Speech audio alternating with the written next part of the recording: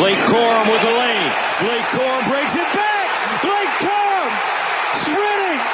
Blake the Great. Touchdown, Michigan. 61 yards.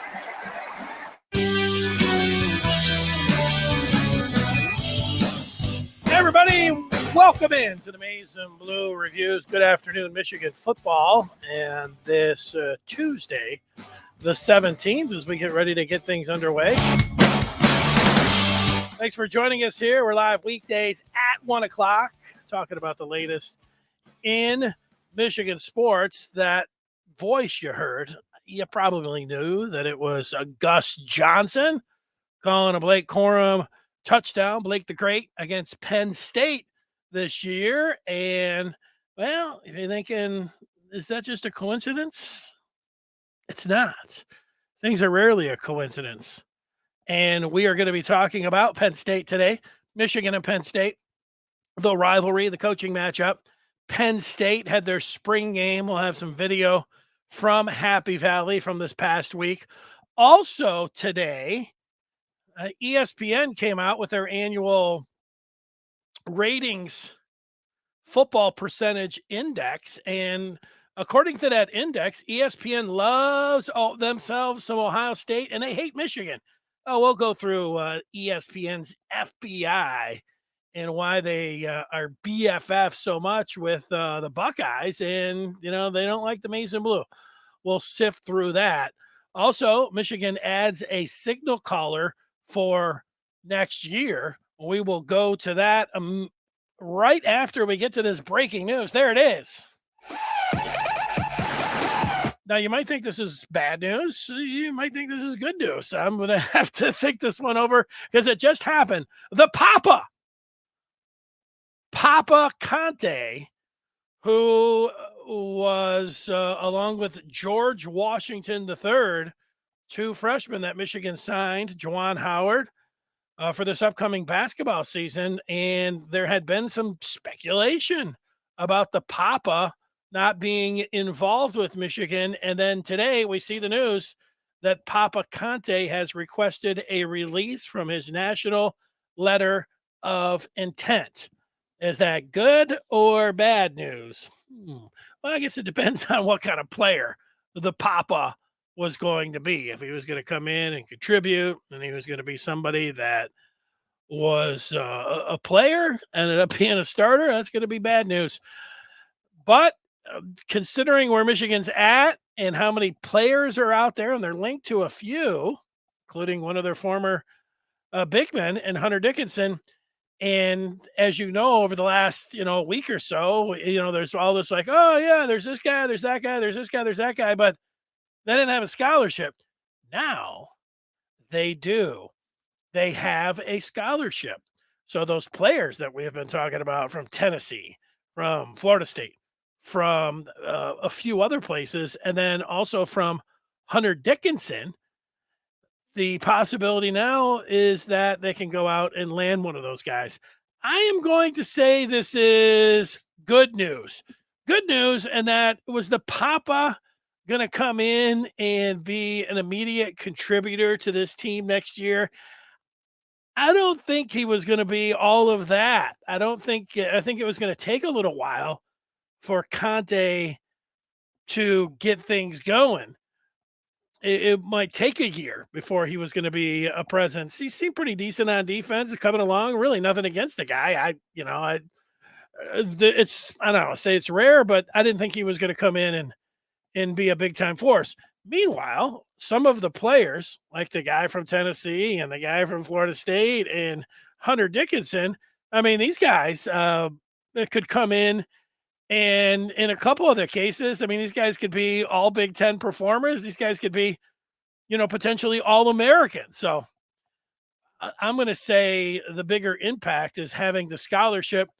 We'll see who they end up getting and how that works out. But I'm going to say this is good news for Michigan.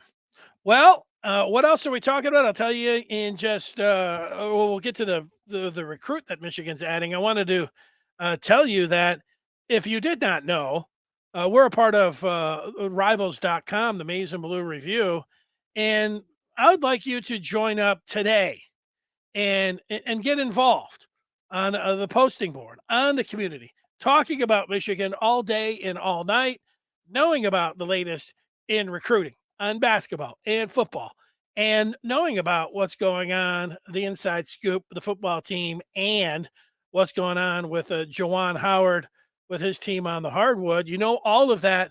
Go to michigans.rivals.com. That's what you should be doing. All right, so Michigan has added a quarterback, a preferred walk-on, Jack Grusser. He decommitted from Harvard, and he is committed to Michigan. And so I've got a picture of the young man. He is standing with a plaque that says committed to the leaders and best. That is the maize and blue. I've got a picture also. I'm going to assume that that's going to be his dad. He is in Jim Harbaugh's office with a picture of the coach, and he is in. Now, does this mean that he's going to be under center? No, it does not mean that. It means that there's some competition coming up. You can never have too many signal callers. And tomorrow we'll be joined by former Wolverine Jim Scarcelli.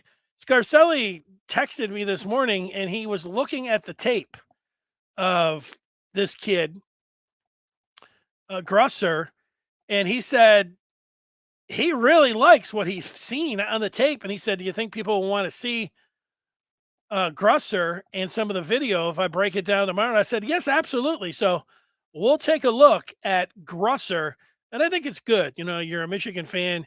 You see Jaden Davis tape. You see the guys, 5 stars. You see, the top 100 players, and you look at the tape, and you're like, yeah, that guy looks pretty good.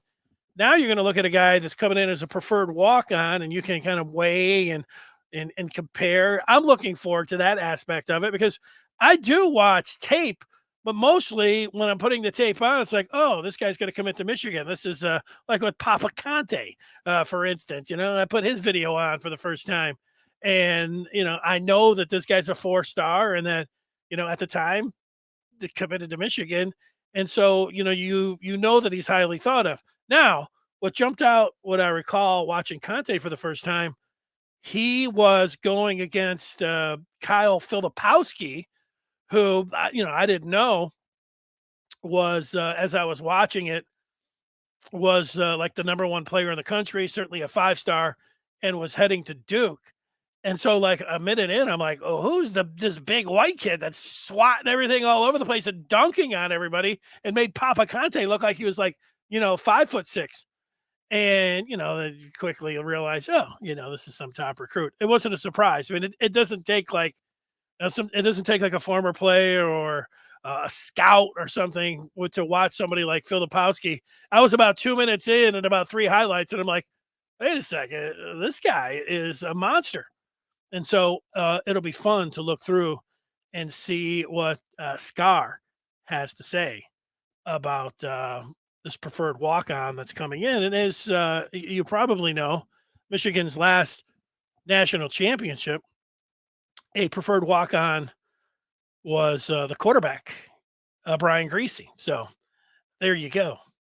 Let's, as always, we take your feedback to see where you're at. And coming up, we'll get to some of that spring game from Penn State, and also that FPI from ESPN. Vince with a suggestion: you should have a countdown to the season ticker up on your videos.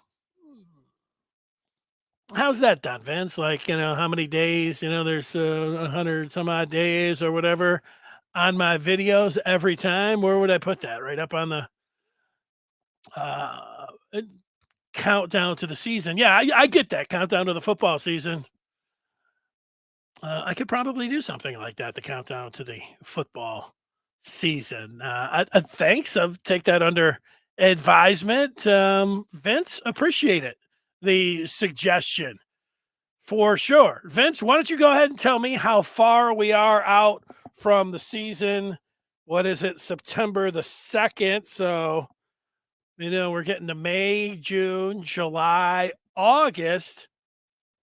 So 4 months we have, and 4 months, and we're talking about 12 days, 13, 14, 12, 4 months, 4 into 16, 17, 18 weeks. I mean, we break it all down in different ways. Let's go. Detroit Sports Talk. He's not here a lot, but I got your back when no one else is here. Thumbs up. You are one of my favorites, Twa. You always bring your opinions, and it's not that you go against me, but you're not afraid to state your opinion if you don't think it's the popular one out there from Michigan fans. You're not just a crowd pleaser. I mean, you're coming in and you're ready to go when it comes down, like Jason, who is also one of my favorites. And Jason says, Juwan loses another center, shaking my head. The only way to right this ship is for Hunter to come back. Very bizarre that a head coach who played that position with many greats can't keep kids at that position. Yeah, there is that spot. There is that negative part. It was that part, like I thought, Jason, with losing Hunter Dickinson, and most people were like, "Good for Hunter." The team isn't any good. He's a free agent. He can make more money. Go ahead and do it. Well, that was good, well and good for Hunter, but it didn't reflect well on the Michigan basketball program or Juwan Howard. You lose your big man and your best player, and Juwan and big man, that's supposed to be going together like peanut butter and jelly. So yeah, that wasn't a good look. And so this part as well. It just so happens, though, Jason, that the kid from Tennessee, he's a low post player. Cleveland, I know he just seems like he's a jack of all trades, but he's obviously Dickinson is a big. So they're looking for a big man, a 4 or a 5. The game's positionless now. Let's be honest. So Cleveland. I'd have to look in to see. I don't know what exactly his true position is. Cleveland from Florida State, who I know Michigan, along with 10 other teams, are in there, and it could be a surprise. Detroit Sports Talk thinks Michigan still needs to get better skill players. Well, let's break that down specifically. You're talking about football. Do I think Michigan needs to get better running backs? No, I think they've got the best running backs, as good as anybody in the country. Do I think that they need to get better quarterbacks?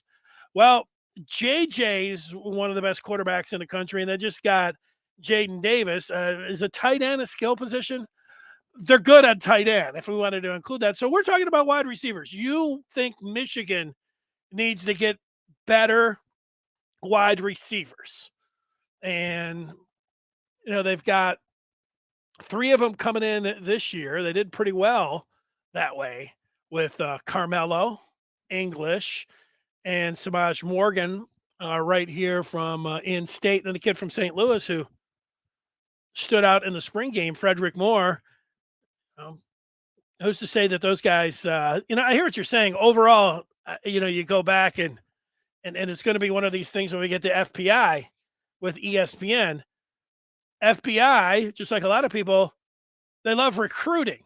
And if you're knocking them down annually in recruiting, like Georgia, all of those years, 5-star, 5-star, 5-star, 5-star, at some point, if you get the coaching, you're able to put that together, and then you play those teams with the coaching and the 5-stars, and you're like, you can't compete with these guys. These guys just have too much talent all over the field. Meanwhile, I think Michigan has closed that gap, and the way things are headed with the transfer portal, the way they're knocking it out the park, the way they did, the way they're utilizing the name, image, and likeness, that I think Michigan, talent-wise, they're going to be on par, skill position anywhere. Like in previous years, Blake Corum was gone. So was Keegan. So was Zinter. You could probably add another 2-3 guys that were probably, getting ready for the NFL draft a week from Thursday. Meanwhile, Michigan was able to keep all those guys. So just this year right now, Michigan's they're in as good a spot as anybody in the country. Anybody. And, now we're talking about 24. Oh, yeah, they're doing pretty good recruiting in 24 right now, too. So Michigan, as we sit here right now, yeah, well, you can always, do a little bit better. Get couple more 5 stars, sprinkle in a little bit. They got it going right now. There's a lot of levers that you need to have all in position to be able to beat Ohio State, win the Big Ten, go to the college football playoff, and think about doing that all the time.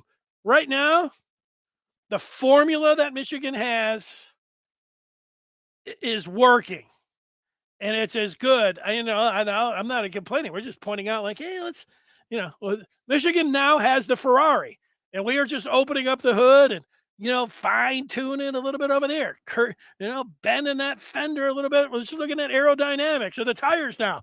They've got it, and they've got the driver. The things are going pretty good. JP doesn't want to be a Debbie Downer, but come on.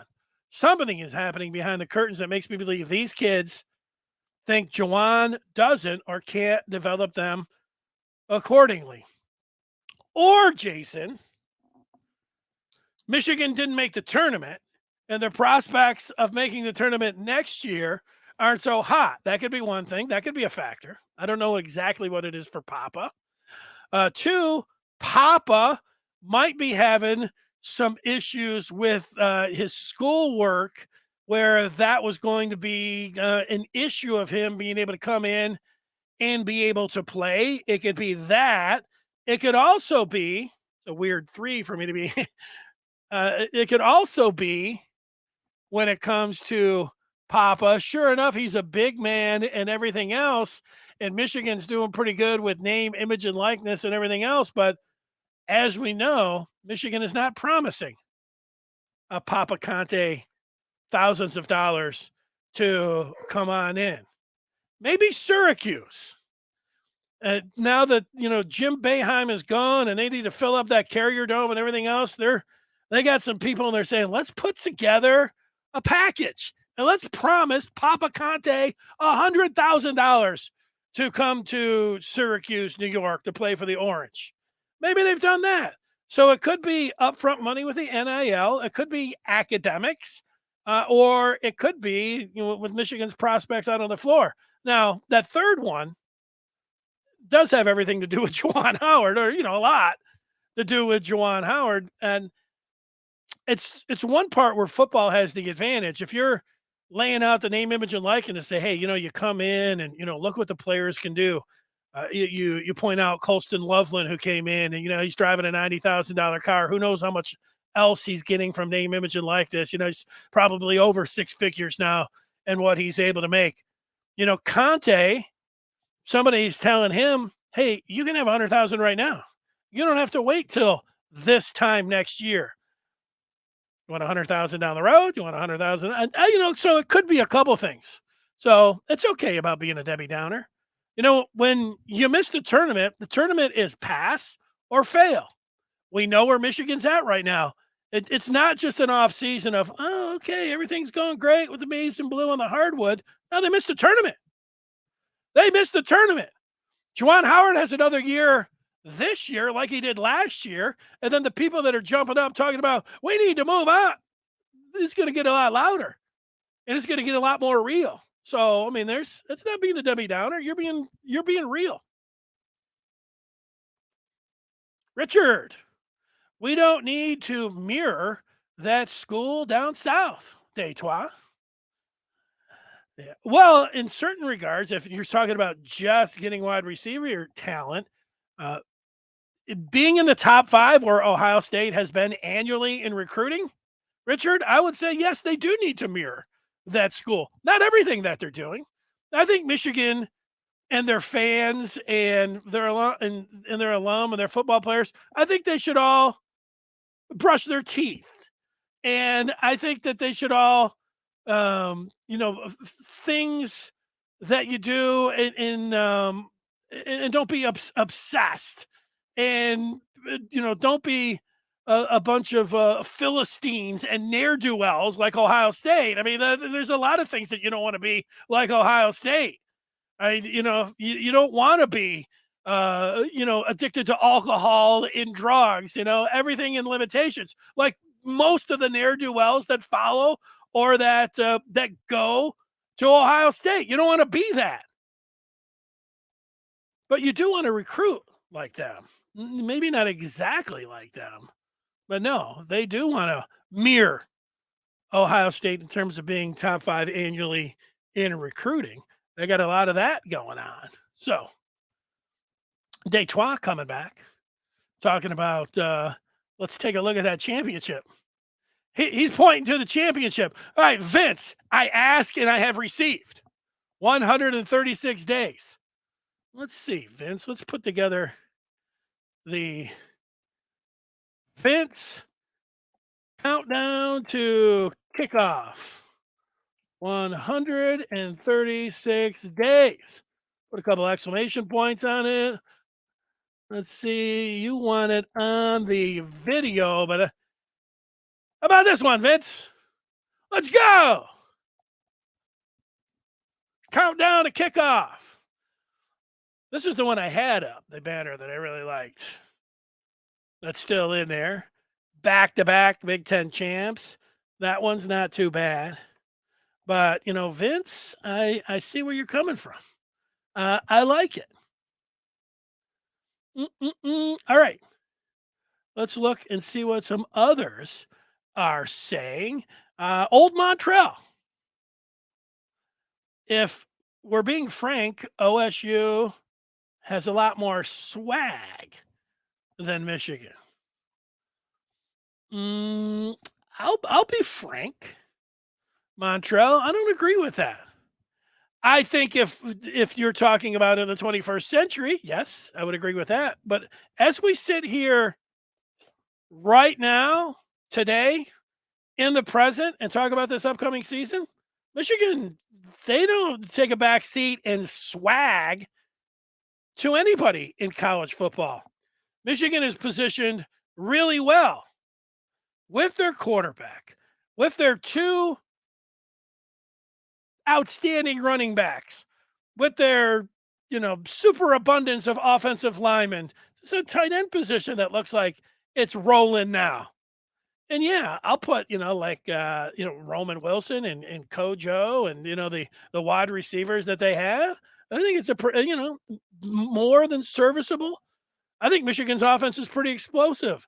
And with a quarterback that's got a year under his belt and can run like Lamar Jackson and, throw the ball like Patrick Mahomes, and I feel pretty good about the swag. Michigan's got more swag at quarterback than Ohio State. Ohio State's got swag at wide receiver. And you know what? You need 2 components there. You need somebody to get him the ball, and then you need to catch it. Marvin Harrison Jr. can run a 4.25, and he can, work till the sun comes up, till it goes down. But if McCord can't get him the ball, it's not going to work out there for Ohio State. And if they can't toughen up down in the trenches against Michigan, because Michigan's coming, and what they have shown the last 2 years is that they are tougher and that their brand of football, which they practice every day and they deploy throughout the season, is that Ohio State hasn't been able to handle it. Ohio State is playing like most of the other teams in the country, and Michigan is bringing their hard hat and lunch pail and also a sledgehammer, and they're coming in and they're saying, let's go.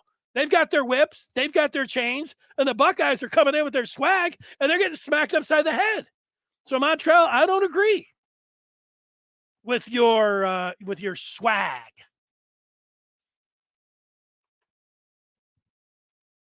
Montreal says he'll take JJ over any quarterback in the country. That a boy, Montreal. That's some swag. That is a swag. Both are legacy swag teams, if we're being really honest. Legacy swag. I like it. Well, let's I like the feedback too. We've got the blue and white spring practice to talk about from Penn State. Yeah, and we are talking about practice. They just played this last week, and I watched them, and it was a quick game. It wasn't all that exciting of a game, but let's put up the most exciting part of the Penn State blue and white game. There's old number 10. You're familiar with him, Nick Singleton. He's one of the things that a Penn State really has going for him. I'm sorry, that's 13. That's Katron Allen. They've got two good backs, really good backs. Not as good as Michigan's backs, which we will get to coming up, I don't think, in a moment. But Katron Allen is really good, number 13, and he just ran for a first down there. And the quarterback you have is Aller. And he's a big kid, 6'5", really could stand in there. And he's got a good arm, but he did not look all that great in this game. Right here, he's dancing around, misses his running back for a walk-in touchdown. You got to be able to make that throw. That's a tough throw, moving around in the pocket, shifting your shoulders, going through all your reads, and then seeing your running back, and then the ball sails over his head. You got to make that play. Drew Aller knows that when he looks back at the film, he's going to be kicking himself. But look at it. Here he is. Nice. Ooh, little pump fake. Now he's going to run. Those are tough passes to make. Maybe a little bit too much pace on it, which brings up a second down. And now we're going to see him. Can he run? Not as much as they got a backup quarterback, who I'll get to in a moment. But here he is. The quarterbacks aren't live. So, he's running ahead a little bit. And, he was a QB. He was a QB, that backup QB to Clifford last year. And we saw him a little bit. We even saw him in the Michigan game for a, hot minute or two, hot series or two. But, he was, as we say, highly rated. He was. Penn State's offensive line, they don't lose a lot of guys, and they didn't have their left tackle, who's their best NFL prospect in this game. But the offensive line was, watching this game, that's one of the things that stood out. It's like, these guys suck. They didn't have a very good game. Let's just put it that way, saying they suck. Well, here's the highlight of the game. There's your highlight. Number 5, Amari Evans. You'll want to remember his name.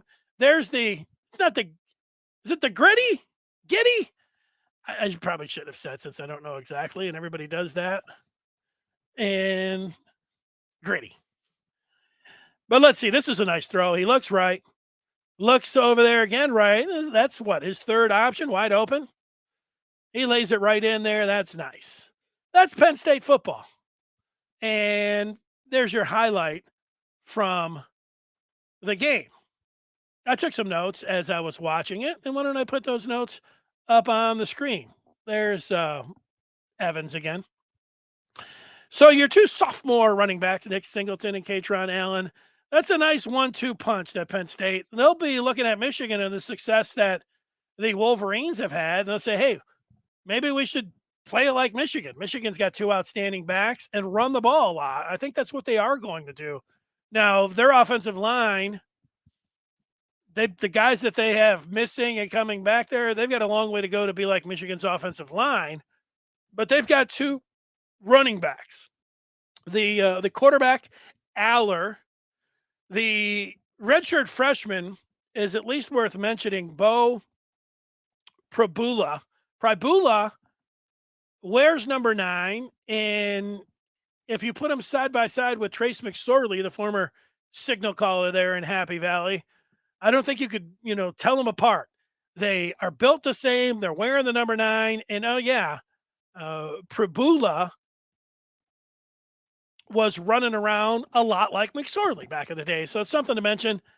Also, the offensive line, it's at least a question mark. They were missing some guys, but it didn't perform well in the spring game watching it. Anybody could see that. That's not being a hater or anything else. That's just, you say it's a fact. That was an observation, I think, that everybody would agree with. Even Matt Millen, the former Nittany Lion, at the end of the game said, the real uneven performance from the offensive line. They got to get a lot better. They couldn't block anybody today. So if Millen's saying it, then, you should probably take that to the bank. If he's saying something poor about his team that he was basically, cheering for the whole day. That's something. And wide receiver, I would think that the transfer portal would be hot. If you were a wide receiver that wanted to get in the mix immediately, I would go to Happy Valley. Evans, number 5, caught that touchdown, but they don't have much else there when you're talking about Penn State. So coming up, we'll get to that FPI and we'll get to some more of your feedback. I thought it was interesting on the Den on the Maize and Blue review. Somebody was watching the Big Ten Network and they took a screenshot of this. And we already mentioned Nicholas Singleton, number 10, the sophomore running back, and his running mate, the other sophomore, Katron Allen. 2 really good backs. And they put the numbers that both of these guys produced last year, and they had a hell of a year. Singleton was named the Big Ten Freshman of the Year. All really nice points. But then the intern, probably from Happy Valley, decided, hey, what do you think of this headline? Best running back tandem in the nation? What? No. Now, all of this was fine. How about really good running back tandem? One of the best running back tandems in the nation. Best running back tandem in the nation with a question mark? Answer is no. That is not the case. Let's look back to last year against Michigan in a game that the Wolverines won 41-17. Here's Mr. Singleton. He had 6 carries for 19 yards. And here's Mr. Allen. He had 6 carries as well, 16 yards.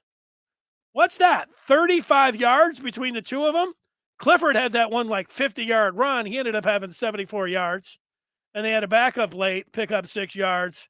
But when you're talking about a best duo in the nation, let's take a look at how they did against top competition. And they looked good against Utah in the Rose Bowl. But against Michigan, how did Michigan's backs do? Donovan Edwards had 173 yards and 2 touchdowns. Corum had 28 carries for 166 yards and 2 touchdowns. McCarthy ran for 57 yards. Stokes did better than either of Singleton and Allen. So don't say stupid things when you're talking about your conference. And Michigan on the other side ran up one side and down the other for Penn State. And this is the thing, you think about 2 years ago, Michigan won 21-17. That was in Happy Valley.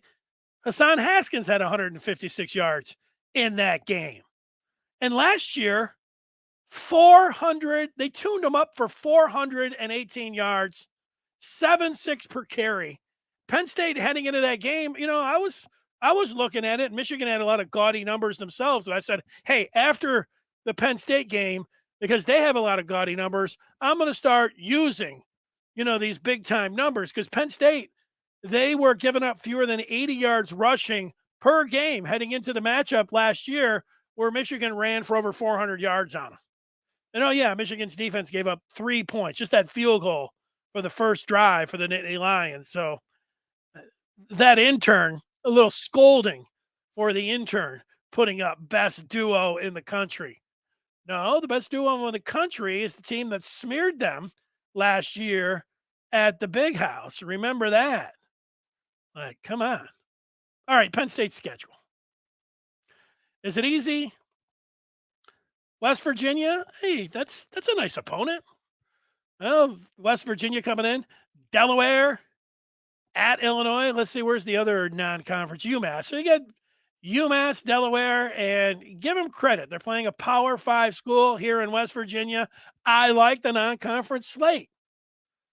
Where are the losses? At Illinois, maybe. At Ohio State, likely. At Maryland, another maybe. And then, they'll be pointing to this one. Michigan, November 11th. This is late in the year for Penn State. Look at that. November 11th. This is Michigan. Yeah, there it is. Penn State, Maryland, and Ohio State. Michigan has at the end. And there it is, late in the season against the Nittany Lions. Michigan has Penn State and Ohio State in their last three, though I'm expecting it to come down to, this is an easy thing to say, but I'm going to say it anyways. I'm expecting this year's Michigan football season to come down to the last 3 weeks of the season. Michigan plays at Penn State, at Maryland, and Ohio State. Those 3 games, those are their toughest 3 games of the year. They're also the final 3 games of the regular season for Michigan. And there it is with Penn State. But can they beat Penn State? They sure can. But based on the history of this matchup, for a while it was like home field was really big. Go to Happy Valley, lose. Go to Michigan, lose. And then, it was a little bit flipped around there. But, Penn State had a good year last year, except when they played Michigan and Ohio State. All their other games, they were really good, except against Michigan and Ohio State. So that's going to be, they're not sitting around, I don't think, sticking their chest out. They're saying, look, we're going to beat Michigan and Ohio State. They do that, then we're going to be everywhere we want to be. For Michigan, for about 6 years, they were singing the same tune except Ohio State. Michigan's doing pretty good, really good, except they can't beat Ohio State. Penn State's tune's close to that. They can't beat Ohio State, but they can't beat Michigan either. So that's it. That's what I think when it comes down to OSU. Now, we'll take some of your feedback. We'll get back to it because it is rolling in. Yeah, that's right. Michigan does have a last top 3. I'm going to get over here.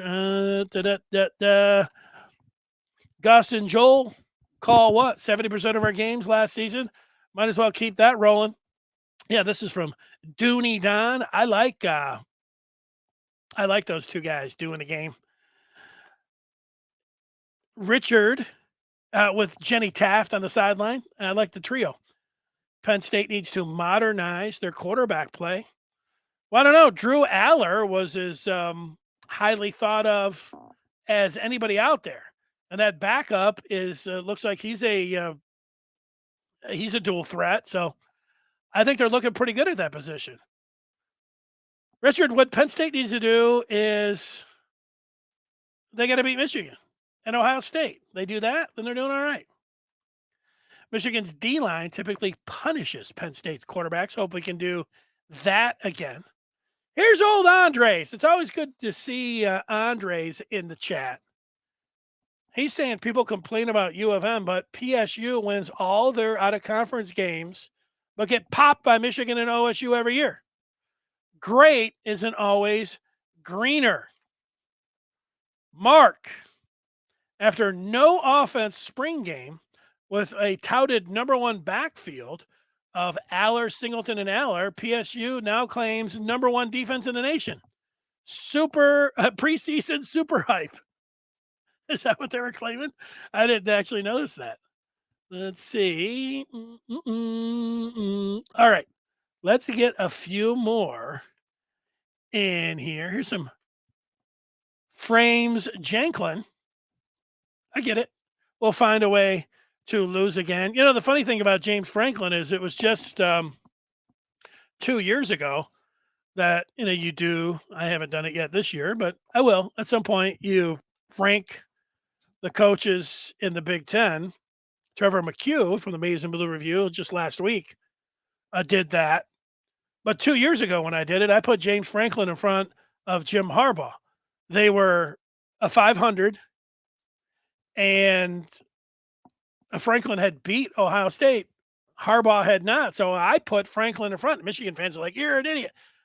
And I think they were right, because now these last 2 years, head-to-head, it's sitting there with Harbaugh with 5 and Franklin with 3 and 2 Big Ten championships for Jim Harbaugh. I don't know how many times we could say it. These last 2 years have really helped Michigan's cause out in a lot of arguments and in a lot of things. That's what beating Ohio State and winning the Big Ten and going to the college football playoff will do for you. More than one time. It's amazing what it'll do for you. Just ask Michigan Just ask Michigan fans. Let's do it. It's going to be fun. Okay. This is not fun if you're a Michigan fan. It's looking at stuff that ESPN came out with today. They came out with their football percentage index.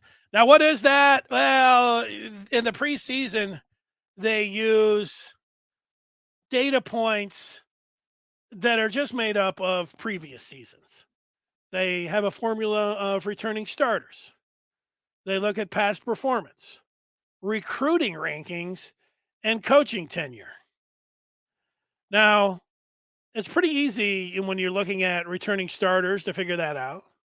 Past performance is what it is.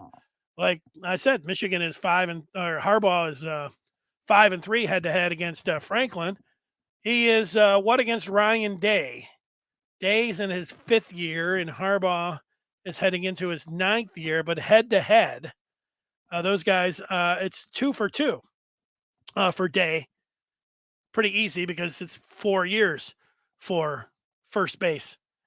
So there you go when you're talking about coaching tenure. I don't know the exact formula that they have cooked up when it comes down to that, because first base had a really good first 2 years. And then even last year, even though he lost to Michigan, he ended up getting to the college football playoff. So, the data points or the formula might look good for first base, but when it's head to head with Harbaugh, can you put Harbaugh in front? It's at least even, Steven, from what I see, if I'm looking at just the 4 years and I'm putting it together. I don't know what the formula exactly are saying. So, but I put all that out there, but then to look at the rankings that ESPN came out with. Now, here's their football power index that they just came out with today. Number 1, Ohio State is their number 1 team in the country, followed by Alabama, Georgia, LSU, Texas, who Michigan's playing next year at the Big House. And then Michigan comes in at 6. So that's the FPI preseason, and we just went through the formula. Now, considering these teams and their past performance and how they've did, Georgia seems to me like they would be number 1 in that all those indicators that I just went through. Recruiting rankings, they do good. Kirby Smart, good head coach. They just won 2 national championships. Past performance, returning starters, maybe they drop some there. Certainly their quarterback. When you go through past performance, they use the last 4 years, but they use the previous season that counts as 2. So the last 4 years, it works out really good with Ryan Day and Harbaugh because they've gone head-to-head, and yet Harbaugh is going to win that one because last year's is worth 2. So what I'm saying, when you look at that, is, boy, Michigan gets covered by OSU with recruiting rankings. Remember, Michigan finished whatever it was, 17-18 last year, and Ohio State's up in the top 5, top 3 annually. So that's what has Michigan not as high as OSU. Now, is this locker room material? Texas being higher than Michigan seems weird. And so does LSU. But when you get to those recruiting rankings again, I think that's what it's going to come down to. And I don't know, does Chip Kelly get to carry over his Notre Dame record? Probably. Alabama, when it comes to recruiting and everything, Alabama, it's not a surprise that they're going to be up towards the top in anything. Here was the one surprise. The Ohio State being number 1, clearly way over Michigan, is weird to me when I look at their data points. But then ESPN Analytics came up with their best chance at making the college football playoff. And they have Ohio State with an 82% chance. It's a really good chance. I'd go all in with that. Georgia, 63% chance. Bama, 62. I don't know. Texas, 34. Michigan at 5 with just a 26% chance. Now, Ohio State's got an 82% chance. Michigan with a 26% chance. Michigan plays Ohio State at home, and Ohio State is replacing its quarterback. I think the FPI, if anything, I don't want to say, well, that just goes to show you that the FBI is full of crap. That's a bad formula. But when I look at formulas and I look at Michigan and, you're thinking about what both teams have coming into the season, you look at the schedule, you look at the players that, the teams have coming back. And for Michigan to have their returning quarterback, who was really good last year, and for Ohio State to have a question mark, even if he's highly rated at quarterback. And looking at the way Michigan tuned up Ohio State the last 2 years, it's not like these games were like, a call here or a bounce there, and Ohio State wins that game last year. That actually wasn't the case. Michigan dominated Ohio State. Ohio State scored 3 points in the second half at home with a quarterback that's going to be picked 1 or 2 in the draft.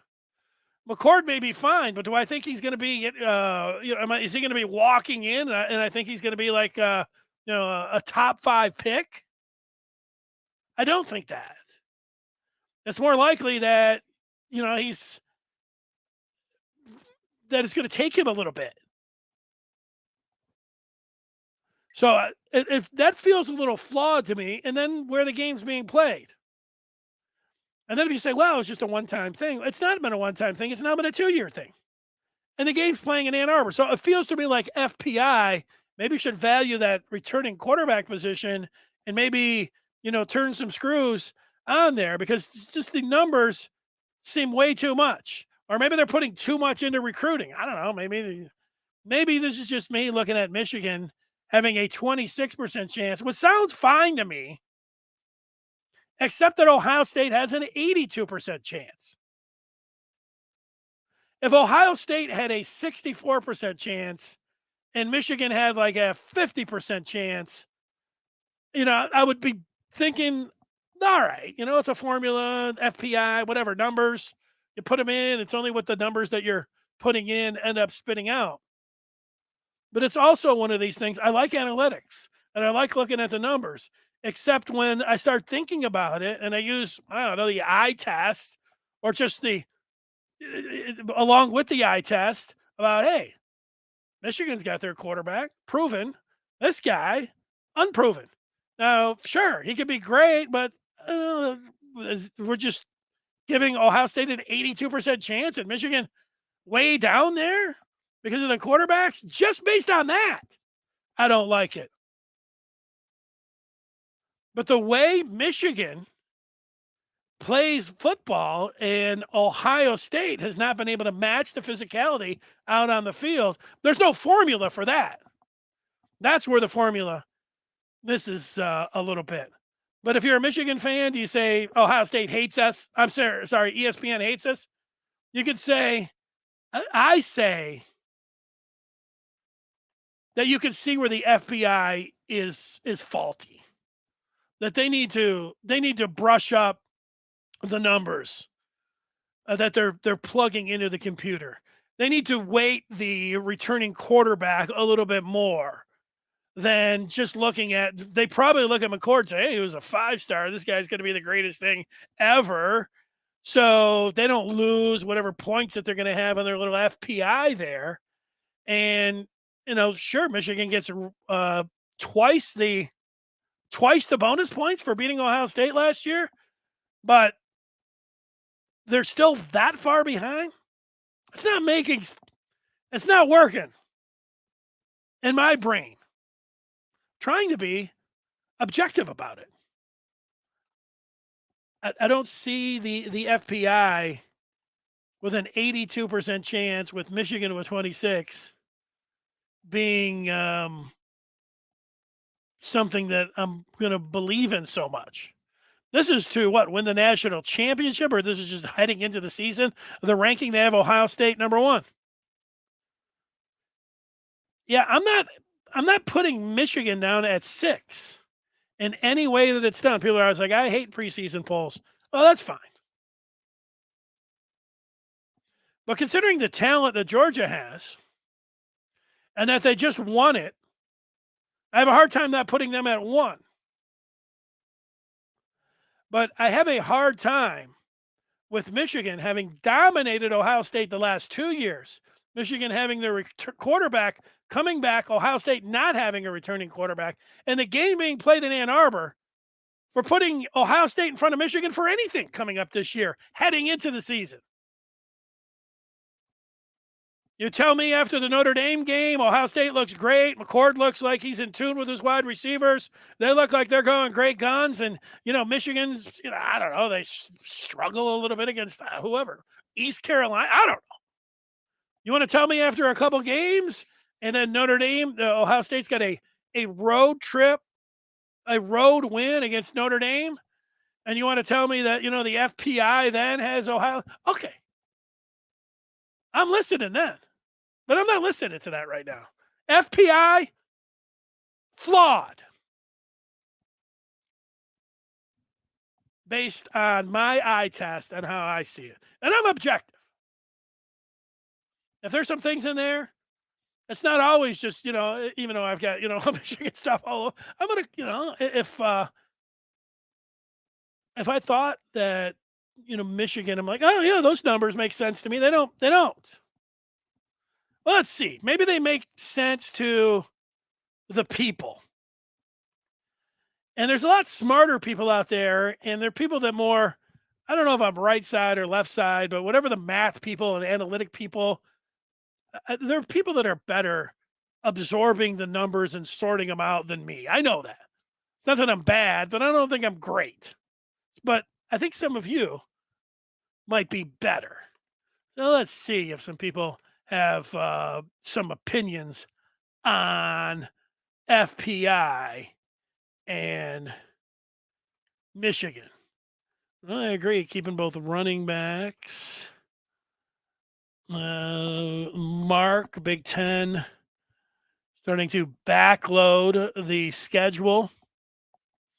Yeah, having Maryland and Penn State in there, I hear what you're saying. Penn State have upbeat bloggers. Notre Dame running back coach claiming Notre Dame has the best backfield. Okay. Richard, last year Franklin admitted he didn't have the personnel to play Ohio State and Michigan.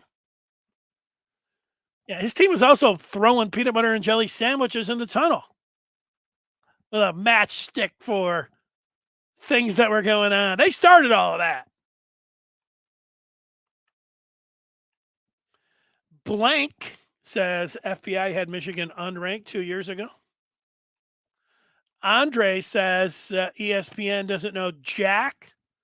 The only thing they got right last year was Michigan and Ohio State both making the playoffs. Texas being in front of Michigan, that seemed a little odd to me, considering the Texas beat Washington in their bowl game. Day has one win over Michigan as head coach.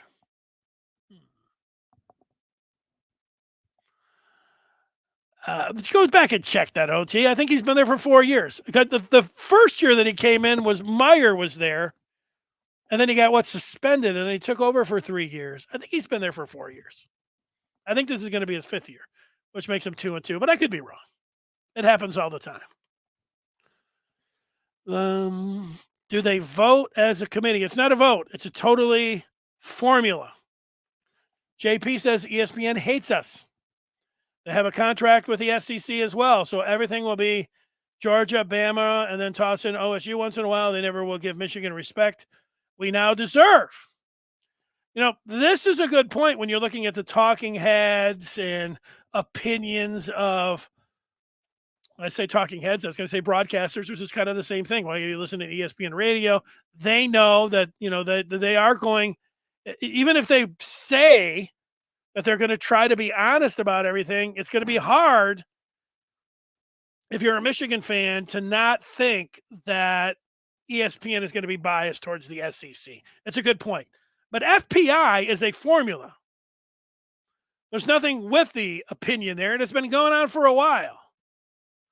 So the FPI hates Michigan. I think that it's a recruiting, that the fault is in there with the recruiting, but you may be a recruiting person and say, look, recruiting is what it's all about. So it's a huge component.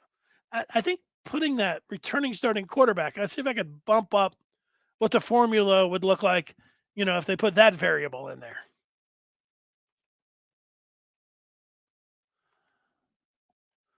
Mark is go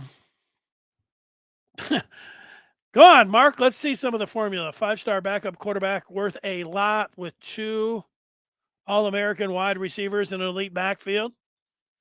Yeah. Like, to me, when I looked at the formula that they use, and it's nothing about broadcasters, it is black and white formula. This is what they say is their football percentage index. It says the components are entirely data from the previous seasons. And then here's the data. Returning starters. Past performance. We already went over that. Michigan is better than Ohio State because they get 2 for the price of 1 for last year, and then there's the 3 previous season. Recruiting rankings. All right. Coaching tenure.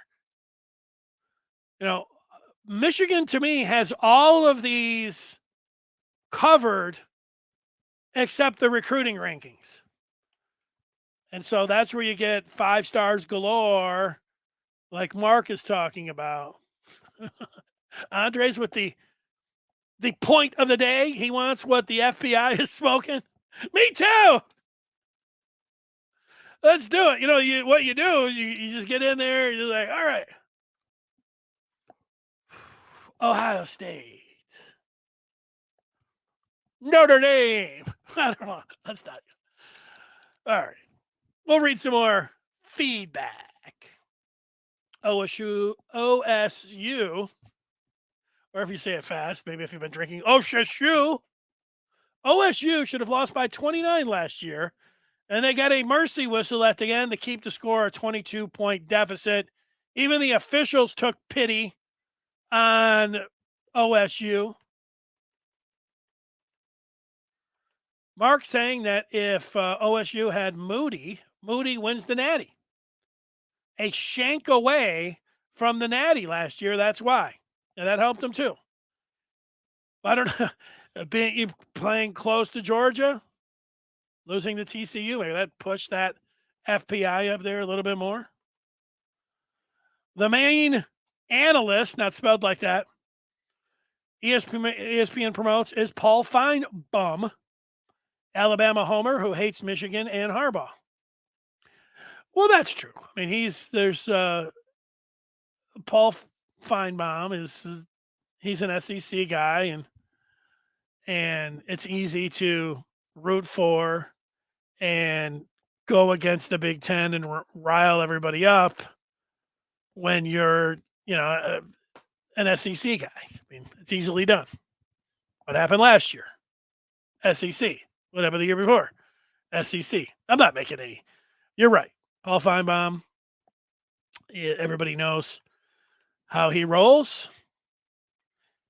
If Michigan had players they win the national championship last year. Wait, let me walk through that one sometimes. This one is from Blank Name, says, if Michigan had players they didn't have, they win the national championship last year. You're talking about Blake Corum, if they had Blake Corum. Yeah, I mean, I don't know. We can play that game. I think the thing about Michigan is they've got great depth, which was able to get them all the way through there anyways. And they beat Ohio State with a backup running back. So, I don't know. That'd be a nice poll. I don't know, for Michigan fans. It'd be a good poll for people that, I don't know, like the college football fans. How could you get them to answer it honestly? Do you think Michigan would have beat TCU? You're saying win the national championship. I don't think that Michigan would have won the national championship if Blake Corum didn't get hurt against Illinois. Do I think that they would have beat TCU? I'm going to have to say no. And so, there was still the Philly special. There still were the 2 pick sixes. Maybe Corum is in there. Probably Corum. They're not giving it to Khalil Mullings. Although Khalil Mullings was the big back. You're saying, oh, for sure, Blake Corum. I don't know. And Blake Corum wasn't tackling Quentin Johnston on that 76-yard touchdown. So I'm not so sure that Michigan wins against TCU if they have, Corum. Sounds good. We can't really do anything. And then won it all. ESPN clearly weighs recruiting rankings, which is crazy because they have the worst recruiting service. Well, to their credit, they're not just using their own recruiting rankings. I looked. They definitely have rivals, and then they use, I don't know. I can't say which of the other 2 because I'm not 100% sure. Whatever the other 2 are, I don't know. They use, I think, Phil Steele, which actually Phil Steele uses about 6 recruiting services and then makes a composite. I don't know. We're all a little bit, we sit around talking about recruiting. Like, no, it depends. Like some people are just like, well, he was a 5-star. Actually, he wasn't, a 5-star, different guys. So I don't know, Richard. Maybe they need to send me to the doctor. JP, follow the money, and whom ESPN has contracts with. Yeah. Well, the one thing that I have found out is that fans, whoever's covering the team, they have it in for anybody.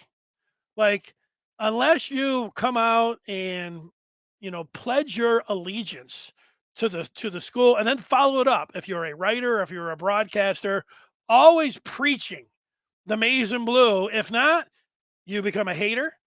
You become somebody that can't be trusted. You become somebody that, is anti-Michigan, anti-Big Ten. It doesn't matter. There's a lot. This is the part. There's a lot of folks that are in the media that love the game, want to promote the game, want to analyze and then give their opinions. But if their opinion isn't something that you like, then automatically you're going to include them like, nah, he went to Colorado. He doesn't know what he's talking. He likes Ohio State. It's a tough spot. It's a tough spot.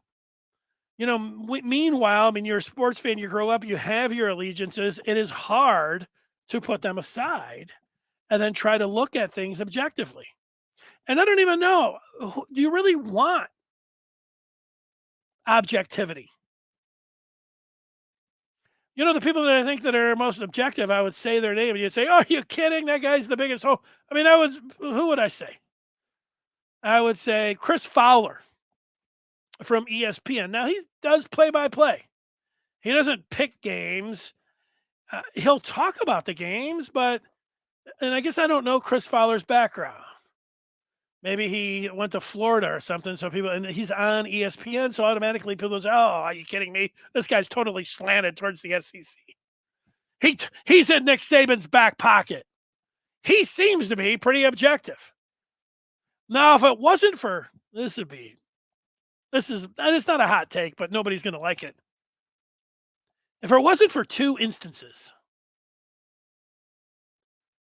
I think Kirk Herbstreit could be put into the category of a unbiased promoter of the game who calls it like he sees it.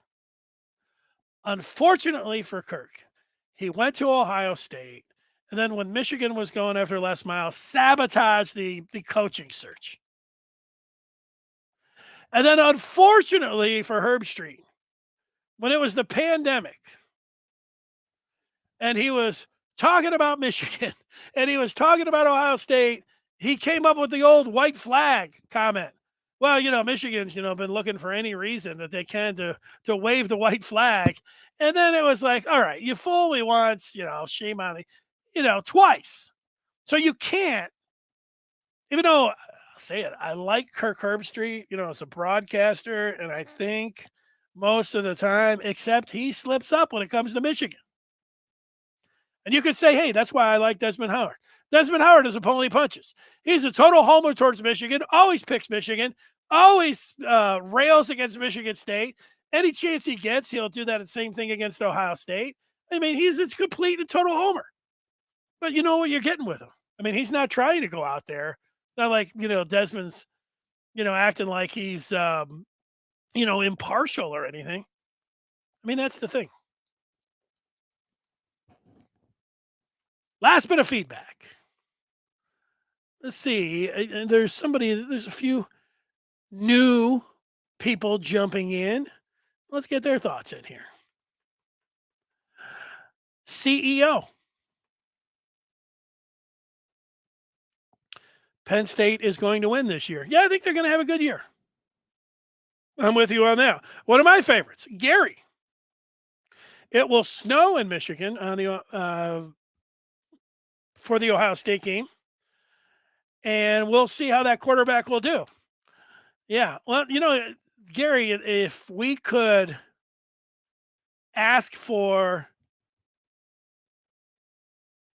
snow that day right now on November the 25th of 2023, I would like it to snow in Ann Arbor. I think that would be a distinct advantage for Michigan. Certainly would be mentally. I think the fans would all feel it. I mean, if the snow just in 21. I remember being down there early in the morning, then the golf course, and then what's that done at around right around 11 o'clock. And we knew the snow was coming. But I mean, it almost started a little bit before the game, and then as the game, I mean, it was Mother Nature played that one out perfectly for Michigan 2 years ago. That was nice. That was nice. Let's see if anybody wants to jump in on my unbiased broadcasters. That's always fun. Feinbaum's making sense now. OSU had the best FPI and SP plus all year long until Georgia took it. That's a good point, Mark. The old SP plus. I like that one. I don't know, FPI, I hadn't put as much thought until today, but I do like the old SP plus. That puts recruiting rankings in there as well. Here's Jay. Day's record against Michigan is 1-2. Did I give Day an extra dub? That's my bad. Something should happen to me. Something. I'll have to think about it over the next 24 hours. I remember when Phil Steele said Michigan was 70th or something. Venice, every couple months, shows up. Went to Alabama. I think he's talking about Feinbaum. Well, that says a lot, doesn't it? Herbstreit is still recovering from that concussion. Penn State will be at noon. JP likes Joel Klatt. He respects his opinions and analysis of players, teams, and conferences. I like Joel Klatt myself. Mark says Desmond's never really down on OSU. And very fair as to ability, but still always goes with Michigan despite the point spread. That's fine. It's snowing in Gaylord right now. It was snowing at like 4 o'clock this morning in Michigan. Couple more here. Oh, Fowler went to Alabama. Oh. Well, then, of course that he's going to be a total homer. Of course. Klatt is going to lose his mind if Colorado shows a pulse. Oh, yeah. Yeah, where did he was doing it. It must have been late because Dion was in there. And old Gus was like, you're pretty excited. Oh, yeah, he's pretty excited. Joe Klatt was pretty excited about Colorado. I'm pretty excited about the college football season starting. And, we've got a ways to go. And if events, 136 days till kickoff. Every time you get in and you tell me how many days there is, I will put it up just like this. The events countdown to kickoff, 136 days. Now, what can I do to reprimand myself for giving Ryan Day an extra dub against Harbaugh? I'll think that over. Maybe you can come up with something and send it to me and get in tomorrow on the feedback. Jim Scarcelli will be joining us. We look forward to that. Thursday, I've got 2 days to watch the Michigan State spring game. That sounds like a lot of fun. I think I'm going in for, what would I go in for? I think I got to go get a colostomy checked. All right. That'll do it. Everybody have a great day. Thanks for watching. And we will